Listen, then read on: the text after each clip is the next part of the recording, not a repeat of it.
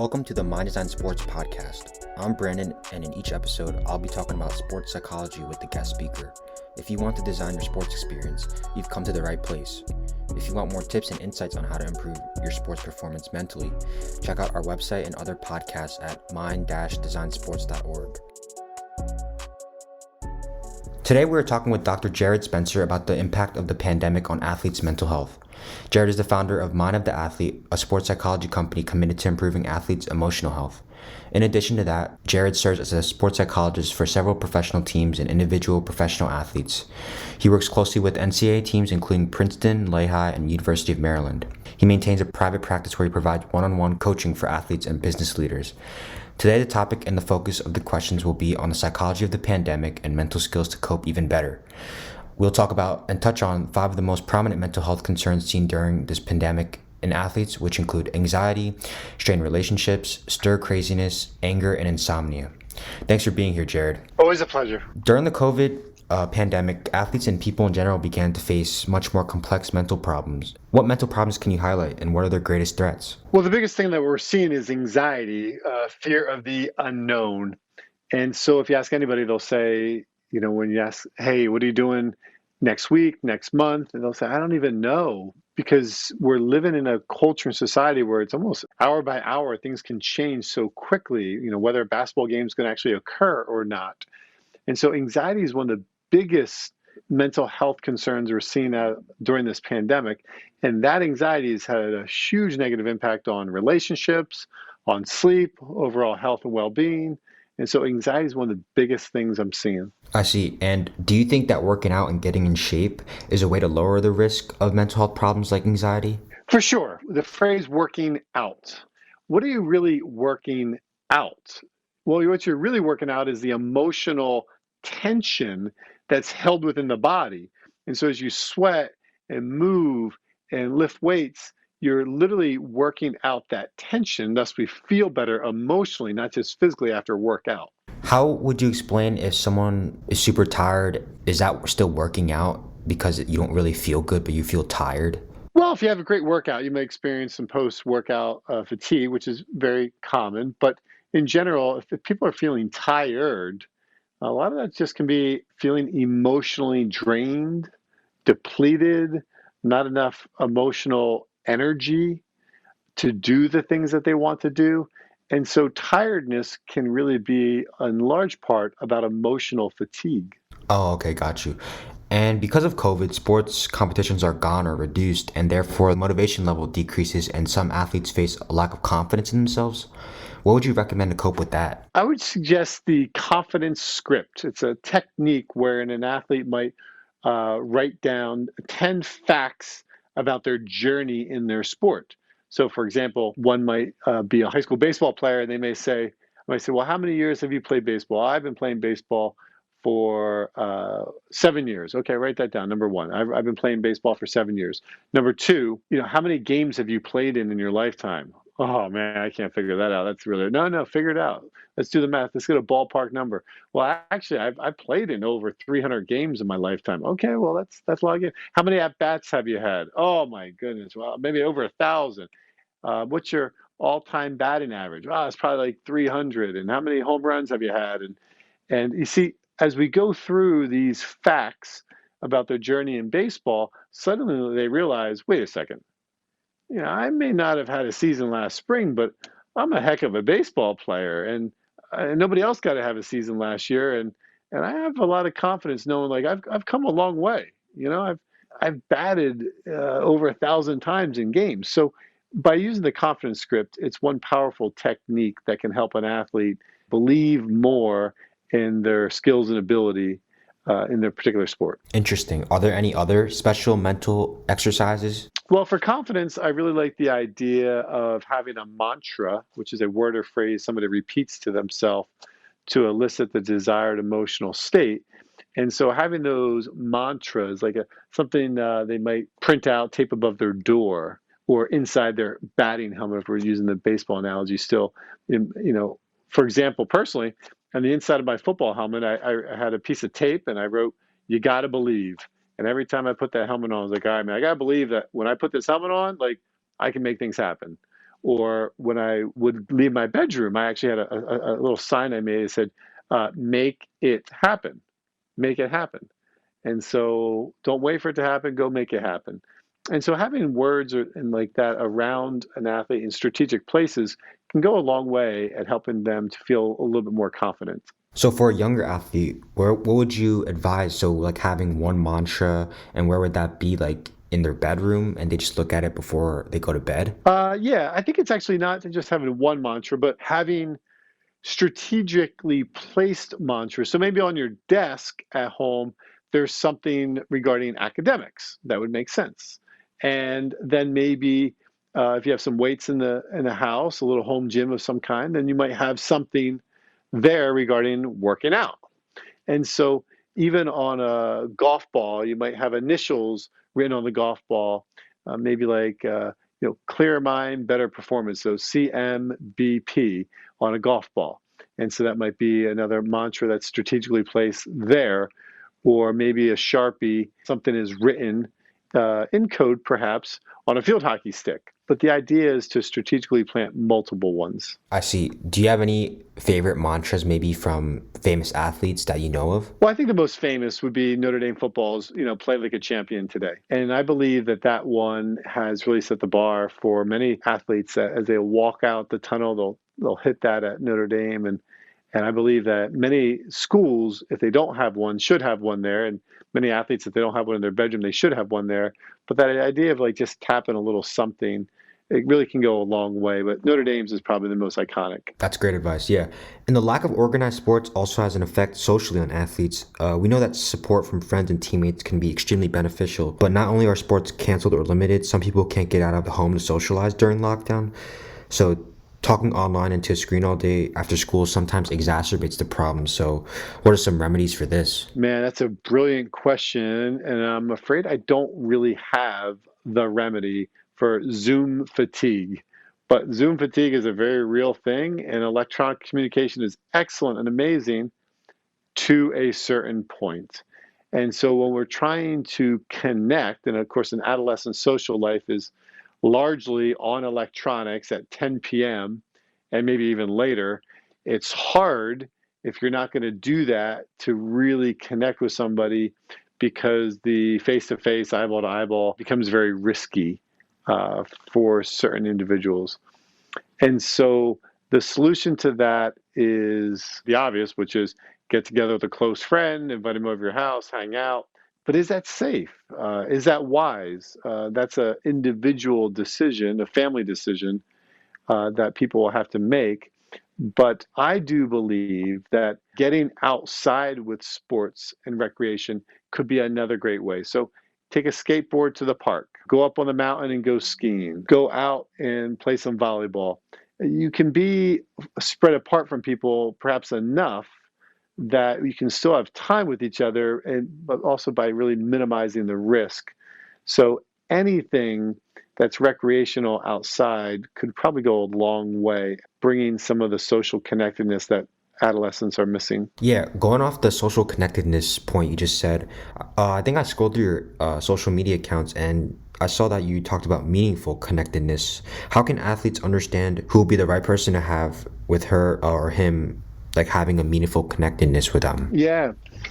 Well, meaningful connectedness is really about emotional vulnerability.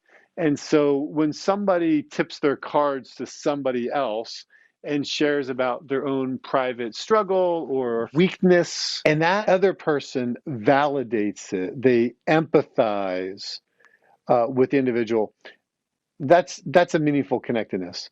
If somebody minimizes it or dismisses it or blows it off, you're likely to feel like, yeah, I didn't really connect with that individual.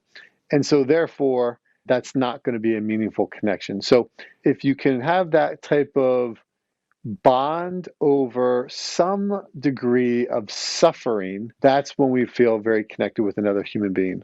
If you don't really suffer or go through problems, maybe younger athletes haven't really went through major problems yet. How can you still achieve that connectedness? Well, everyone's got anxieties, everyone's got fears, worries. For example, where am I going to go to college? What if I don't do well on that test? What if I'm not playing on the team? I'm on the team, but I'm not playing. What is that like? And so everybody has their own degree of worry and stress, largely in adolescence because there's new experiences. Like I'm dating somebody new, and everything that we do together is new and different. And so people can relate to each other when it comes to developmental milestones that maybe either they themselves have surpassed or they're going through or they will be going through. So at that level, it's easier for people to connect with others. I see. And I know you already touched on this a little bit, but what is the benefits of being connected meaningfully? And maybe do they have any benefits on the court on sports? We all want to be part of something bigger than ourselves. That's kind of a natural instinct that we all have. And so when you get to wear something on your chest because I am part of this team and we feel part of something bigger than ourselves, there's camaraderie there, there's kinship there, there's an opportunity to do something greater with others that we couldn't do on their own. And for all those reasons, being on a team is a really great experience to help us feel like we are part of something more meaningful. I see. I also saw that you said that the pandemic gives the ability to focus on the present. Can you speak to that a little bit? Well, anxiety is really when your mind goes too far in the future. So as your mind drifts into the future, we tend to be more anxious. When your mind drifts in the past, we tend to be a little bit more depressed. So if your mind is right here, right now, in the moment, typically that's when the mind's safest. Like at the moment, things are probably pretty good. And so there's a roof over your head, you're warm, there's food in your belly, and you're in a safe spot, and so plenty of air to breathe. And so like in a lot of ways, like life can be actually really good in the moment. And the pandemic has forced us to do that because it's hard to even plan what's happening next month. We don't even know what's happening next month. So we have to stay more in the here than now. Now, ironically, that's the only way an athlete can really survive and thrive in their sport is they've got to be right here, right now, fully absorbed in this moment. And when they are, they can do amazing things because their body can respond in a millisecond. But you got to be in the here and the now. And this is part of what the pandemic is actually training us and forcing us to do more of. I see. And I feel like the pandemic has some benefits as well. So can you speak on some of the benefits for athletes? Well, one of the biggest benefits is that it's keeping athletics in this proper perspective. Prior to the pandemic, most athletes felt overscheduled, overextended, overwhelmed, tired, very little rest, recovery, and recharge, and very little hobbies and recreation. And the pandemic has put all of that back into its proper perspective, and athletes are having far more time to rest and recharge and slow things down. They're playing much shortened seasons, and they're actually developing hobbies, things like baking or going out for bike rides or hiking or chess, things that they're doing just purely for pleasure, which are really good outlets to let out tension. And so the pandemic has been very good for athletics because it's really put it in its proper perspective. Even if someone's season is canceled and they have to take a pause in competition, isn't this a superb chance to restore yourself and reprioritize athletics? For sure. It's an opportunity to just let our bodies heal, to exercise and train without having that grind that an athlete often puts their bodies through during an actual season. So, in a lot of ways, one could develop their skills and one could develop their flexibility and one could develop their mental toolbox. And so, there's a lot that one could do to continue to advance, even if they don't have the opportunity to actually play the games. They can still be a better version of themselves. Yeah, and at the same time, someone can argue and say that the pause is going to have a negative effect on athletes, like becoming more lazy. So, can you give some advice about how to use the extra time in the right way? Well, I think that whoever is labeling the athlete as lazy, the problem is probably largely more on their shoulders. And that's probably coming from adults, coaches, people that are older than the athletes themselves. And basically, what they're also saying is we're devaluing rest and recovery. And so, yes, they do have a point in saying that if they looked at the athlete's phone and it had screen time usage, you know, higher than the 4 or 5 hours, it's a bit more common for an individual.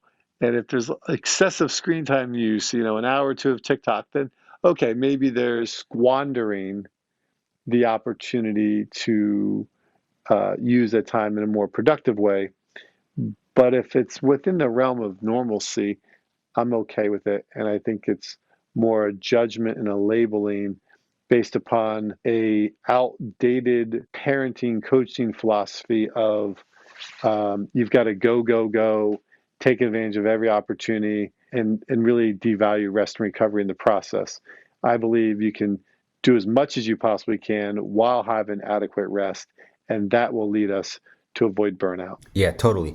And I also read online that you said that having a clearer mind, which leads to better performance, and a focused mind leads to one's best performance. What is the difference between a clearer mind and a focused mind? Well, a person's mind can be generally clear at a particular point in time. And if their mind is clear, there's not a lot of repressed emotional tension. And consequently, we feel more relaxed and we feel like we can utilize all of our mind. Our psychological defenses relax a little bit. So we could recall things a little easier. We can be a little bit more humorous. We can be a little bit more patient, a little bit more loving. And so all of those things are kind of the foundation that lead to the ability to really focus. Because you can't really focus if the preconscious mind is flooded with all these emotionally charged things you're trying to block out. You might be able to focus for a little bit, but you'll experience focus fatigue. And that is eventually going to take a golfer, for example. They played great the first nine, but the back nine, they really, really struggled. And so the ability to focus is really the ability to block out outside distractions that are in the preconscious mind that are really kind of bubbling up from within. And so when the preconscious mind is clearer, we really can keep our mind focused on the five senses, what you see, hear, feel, touch, and say you can really be in the here and the now, much more attentive to what is happening and being more mentally fluid with our adjustments to that. Yeah, and it's just a side question. What is the preconscious mind and how does it affect performance? Well, the preconscious mind is kind of like the back burner of the stove. You might cook the chicken on the front burner, but you've got the rice simmering on the back burner. By definition, Freud called it this: the place in your mind where memories are stored that can easily be recalled, but they're outside of your immediate awareness. And you become aware of what's in your preconscious mind when you drive a car and you're just thinking, or put your head on the pillow, or maybe you go out for a run and all those thoughts come from up in the preconscious mind. And so that's essentially what it is. Great. So back to the focused and clear mind stuff. Does one complement the other? So, for example, if you don't have a clear mind, will you not have a focused mind? No, you can have a focused mind. It just might not have the stamina. So one may be very stressed, for example, and then a situation may arise that requires them to slip into a hyper focused mode, and they can do that, but they might not be as easy to sustain that. And even if they can sustain it, there may be a far greater crash afterwards from doing that. So that's the difference. Perfect. Let's talk about stir craziness. What is that? Stir craziness is really kind of a term that's used more in prisons when people were incarcerated. First couple days and weeks in the prison system, they'd just be like, look, without sensory stimulation coming in, they really felt like, I don't know what to do, and I'm bored and I just need some activity, and they didn't have it. So stir craziness would be more commonly used technically in that kind of context. Of course, during the pandemic in March and April and May, people were saying, I'm not used to not being able to go out and do anything, and having to quarantine at home. And therefore, they felt the tension of what should I do? Have you already consulted with athletes with symptoms of stir craziness, and is it a frequent phenomenon? Oh, sure. It's literally in everyone. And the good news is that the antidote to that is get a hobby, something for fun, something you just do for pleasure. And consequently, the pandemic has really enabled athletes to pick up hobbies to counter the stir craziness. Sounds good. Another mental health problem was insomnia. And is it the aftermath of anxiety or is it one of the causes of it? Well, it's more the cause of it, although it can become a vicious catch-22. You're sleep deprived, so you're more anxious. The more anxious you get, you can't sleep, so it's a vicious cycle. But ultimately, I do say that sleep is the number one factor in performance. And the way that we could get ourselves back on track if our sleep is a problem is by paying attention this evening to your big yawn. You'll have a big yawn that comes over you at some point, and then according to Dr. Nicholas Hall, an hour after that yawn is when you would ideally fall asleep. And so if you can hit that mark, you'll enter into your sleep cycle a lot easier as opposed to lying in bed, tossing and turning, and just thinking. Now, of course, in that hour between the big yawn and when you do fall asleep, no electronics, no phone, just take a shower, read a book for pleasure, and allow your mind to ramp down. And if you do that for 3 straight nights, you feel really, really good. So that's probably one of the more main causes of insomnia. Are there anything else, maybe like ruminating about a bad sports performance? Sure, but in terms of the root causes of anxiety, I mean, some of it's just biological, and medication can be a very viable option to help people with that. That's very much genetic.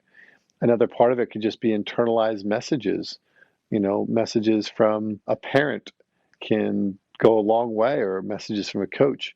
Some of those messages could be actually toxic, and of course, the individual finds himself thinking about them, the quiet of their own bedroom late in the evening. So those are some other reasons why anxiety may be occurring. Got it. Another thing you said that occurs because of the pandemic is strained relationships. What is an Yes. example of a strained relationship? I love you, but you're driving me crazy. Or I love you, but I don't really like you very much right now. And of course, what's happened is during the pandemic, families have been forced to spend a lot more time with each other, more than maybe we like, or that's actually healthy and good. And so people have just gotten on each other's nerves on the mild end. And on the more significant end, we're seeing more divorces, more domestic violence, more marital strain.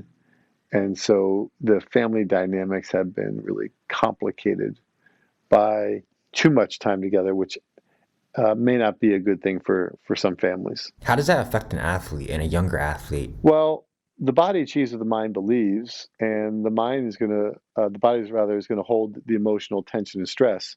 So if the athlete is listening to mom and dad argue repeatedly in a strong emotional way, that's going to impact the adolescent. They're going to hold that tension inside. And that's oftentimes when we see an athlete not perform very well, and we find out why their body's not really performing well. It's because they're mentally stressed about family tensions. What happens if the athlete, him or herself, is actually in the strained relationship? What should they do if they feel that way? Create space. Two big words. Create space from that individual. The next thing to do is find your voice. Find your voice, no longer being passive, but no longer being aggressive. You want to be just assertive, speaking the truth as lovingly as possible. But we definitely want to create the space as much as we possibly can, emotionally and physically. So, like, how would you do that if you're always living with maybe a parent and you feel like a strained relationship between your parent and you're always with them? How would you create space? Well, I think it's really important to be outside in nature, experiencing all. When you're outside of the house and you're out in nature and it's just like, wow, it's beautiful out here. It's really great. It really can go a long way. So it's something as simple as I get out of the house and I go for a walk. Granted, it might be an hour-long walk, but you're just getting out of the house and going for a walk. And so anything getting out of the house, whether it's over to a friend's house or to the park, anything like that can help significantly. I see. I know that walks are good, like you said, and it's a good way to de stress and prevent depression while getting some physical activity. What would be your advice to those who cannot go out and maybe take a walk with a friend or don't feel comfortable going out, maybe if it's like snowing or cold? Humor. Use humor to help us to alleviate the hurts held inward. So, hurt held inward is the definition of depression. And sometimes we're either going to laugh or cry about those hurts. And so, if we can watch funny movies, watch funny YouTube videos, humor can be a great way to experience catharsis, which really is a freeing of that repressed emotion. And so humor can be wonderful to help in those situations. Do you have some favorite YouTube channels that might have useful insights or to de-stress? One favorite one, admittedly, that I like is Key and Peele. And so Key and Peele are two African American comedians, probably in their 30s, 40s, very funny, Comedy Central. They've been around for about 4 or 5 years at least. They've got a big library of videos. In fact, one of them actually even did an event with former President Barack Obama, and it was absolutely hysterical. It's on YouTube as well. And so I believe that that's just one example that I sometimes have been watching lately. Of course, there's thousands of comedians out there, but I had found their stuff to be humorous. Perfect. That's great advice and insight. Just moving to you, you also wrote a book called Mind of the Athlete. How did you get inspired to write a book, and what was the catalyst for it? Well, that book is actually my second book. The first book is called The Sky is Not the Limit. And I learned to write the book with the first one. And when I learned to write the book the first time, which I co authored with somebody, I knew at that moment that my signature speech, my signature concept of Mind of the Athlete, Clear Mind, Better Performance was going to manifest itself into a book. And so the opportunity presented. I was in my off season of the summertime, and I knew I can get this thing done. So it was the next project up, and I'm so grateful I did it because it's obviously blessed a lot of people with the content that was in it. Can you outline the main ideas and maybe findings from your Mind of the Athlete book and maybe summarize a few important points that young athletes can take away from it? Well, the concept I spoke of, the preconscious mind, if it's clear, meaning the more you talk about your stuff, the more you get it off your chest, particularly in a legally protected conversation with a psychologist, it can really go a long way at helping a person feel better. The second main part is now we've got to put mental tools into the mental toolbox, so to speak, so that at times we do need to really focus and block out things in the preconscious mind. And so if we can have more tools, like I mentioned a tool on confidence earlier, or anxiety management, like one is listening, relaxing piano music up until about an hour before a game. The more you listen to relaxing piano music, it keeps us calm and relaxed, and therefore will perform better. So the more tools we have in that toolbox, the better an athlete will be. And the book that I wrote really helps people understand the value of clearing out your preconscious mind and building up the tools in your mental toolbox. That's great. Those are all my questions, and I was wondering if you had anything else to add on or maybe any tips or things to keep in mind for those young athletes listening to the podcast. Well, I would tell you and to them and others listening, get on the path. And what I mean by that is there's a whole pathway of mental health and sports psychology.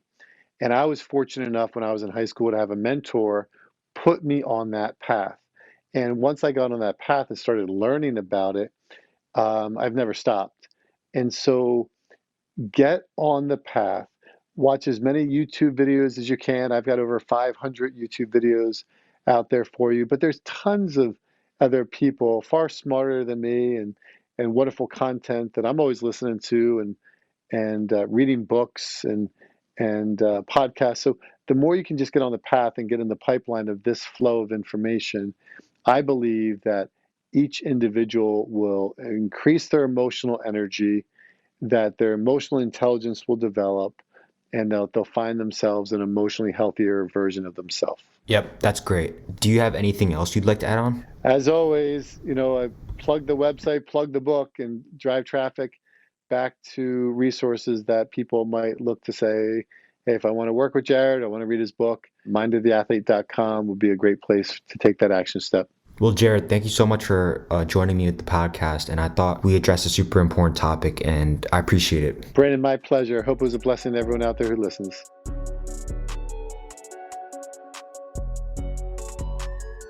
Thanks for listening to the My Design Sports podcast. Before you leave, please show some love for the podcast by subscribing, liking, and commenting. Stay tuned for next month's podcast with a new guest speaker.